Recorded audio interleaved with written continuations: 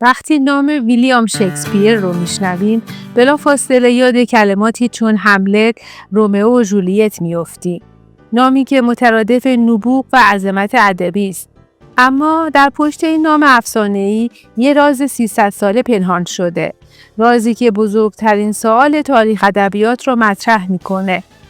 آیا ویلیام شکسپیر استراتفورد واقعاً خود شکسپیر بود؟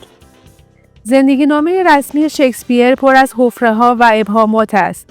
برخلاف دیگر نویسندگان بزرگ، هیچ دستنوشته شخصی، هیچ نامه و حتی یک سند مشخص که او را به عنوان یک نویسنده بزرگ در زمان حیاتش تایید کنه باقی نمونده. این کمبود مدارک باعث شد تا از قرن 19 تئوری‌های جایگزین مطرح بشن. تئوری هایی که ادعا می‌کنند شکسپیر صرفاً یک نام مستعار برای پنهان کردن هویت یک فرد اشرافی و تحصیل کرده بود که به دلایل سیاسی یا اجتماعی نمیتونست نام واقعیش رو فاش کنه. این ویدیو نه تنها به زندگی ویلیام شکسپیر استراتفورد از تولد تا مرگ میپردازه، بلکه تمام این ابهامات رو بررسی میکنه.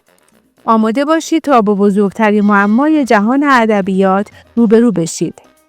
ویلیام شکسپیر در سال 1564 در شهر استراتفورد در یک خانواده متوسط به دنیا آمد. پدرش بازرگان و مادرش از خانواده زمیندار بودند. گمان می‌کنیم که شکسپیر تحصیلاتش رو در مدرسه لاتین شهر گذرونده. همون جایی که با زبان قدرت و ادب یعنی لاتین آشنا شد. اما سوال اصلی اینجاست. یه دفعه چی شد؟ شکسپیر در 18 سالگی با آن هاتاوی که 8 سال ازش بزرگتر بود ازدواج میکنه. صاحب 3 فرزند میشن و بعد حدود 7 سال از زندگی شکسپیر کاملا گم شده. تاریخ نگارها این دوره رو به شوخی سالهای گم شده مینامند. هیچ سند معتبری درباره این دوره وجود نداره. و بالاخره سر و کله‌اش توی لندن پیدا میشه. جایی که در دهه 1590 میلادی به عنوان یک بازیگر و نمایشنامه نویس موفق می‌درخشه. او با گروه تئاتری مردان لورد چمبرلین و بعدها مردان شاه همکاری میکنه. اون فقط نویسنده نبود، بازیگر بود و یکی از مالکان اصلی تماشاخانه معروف گلوب.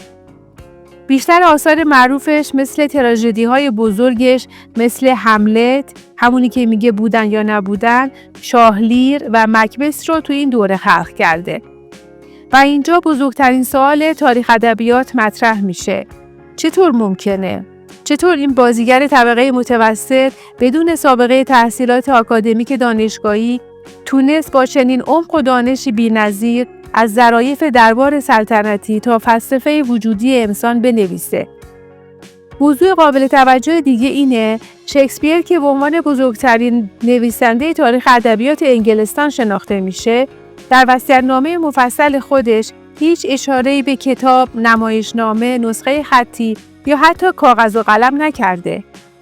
منتقدان موافق با نام مستعار شکسپیر معتقدند برای یک نویسنده حرفه‌ای با آن حجم از آثار این سکوت درباره اموال ادبی غیر قابل تصوره و نشون میده که او یعنی شکسپیر استراتفورد مالک واقعی این آثار نبوده. اما موافقان شکسپیر ادعا میکنن نمایشنامه‌ها معمولاً متعلق به شرکت تئاتر بوده، نه شخص نمایشنامه نویس. بنابراین او از نظر قانونی حق واگذاری اونا رو نداشته. ضمن اینکه نبودن کتاب در وصیت‌نامه امر نادری در اون دوران نبوده. ادوارد دورد 17مین ارل آکسفورد، یک اشرافزاده درباری، اصلی ترین و قوی ترین نامزد جایگزین برای ویلیام شکسپیر هست که تئوری او در سال 1920 توسط جی تی لونی مطرح شد و طرفداران زیادی در قرن اخیر پیدا کرد.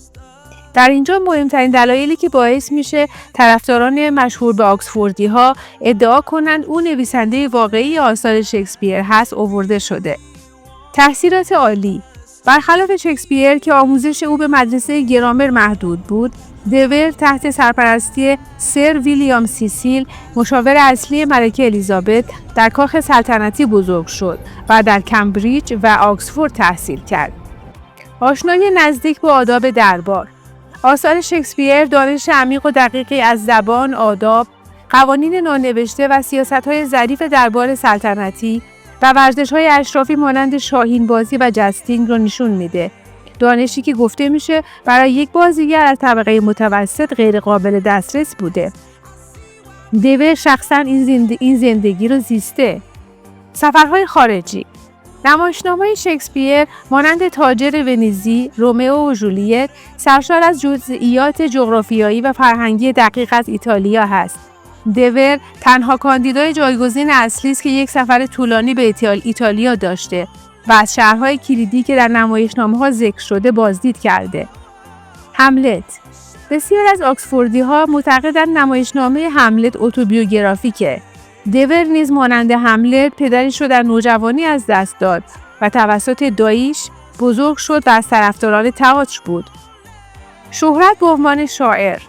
دور در زمان حیاتش به عنوان یک شاعر درباری ماهر و همچنین حامی بزرگ نویسندگان و شرکت‌های تئاتری از جمله شرکتی که در تئاتر بلک فرایزر فعال بود شناخته می‌شد. مرگ در سال 1604. بزرگترین ضعف تئوری آکسفوردی اینه که دور در سال 1604 درگذشت، در حالی که بسیاری از آثار مشهور شکسپیر مانند مکبث، شاهلیر و طوفان طبق تاریخ‌گذاری سنتی بعد از این تاریخ نوشته و منتشر شده. آکسفوردی‌ها این تاریخ‌ها رو مورد مناقشه قرار میدن و معتقدند که این آثار قبل‌تر نوشته شده و پس از مرگ دور منتشر شده. این معمای ادبی با طرفدارانی سرسخت در هر دو سو همچنان یک خط تیره میان حقیقت و افسانه باقی مونده. شاید ویلیام شکسپیر استراتفورد تنها یک چهره عمومی بوده، شاید هم یک نویسنده خودساخته بی‌نظیر که قوانین را زیر پا گذاشته و شاید هم حقیقت جایی در میان این دو نهفته، یک همکاری مشترک یا الهام از زندگی شخصی، مثل الهام گرفتن نام هملت از پسر از دست رفته‌اش همنت. دریای پرتلاطم زندگی همیشه موجی را می‌توان یافت که اگر با آن حرکت کنید شما را به ساحل خوشبختی می‌رساند. اگر از این سفر کوتاه به دل تاریخ و ادبیات لذت بردید، حتما لایک کنید، کانال رو سابسکرایب بفرمایید و اون زنگوله رو بزنید تا ویدیوی بعدی را از دست ندید. تا ویدیوی بعد، بدرود.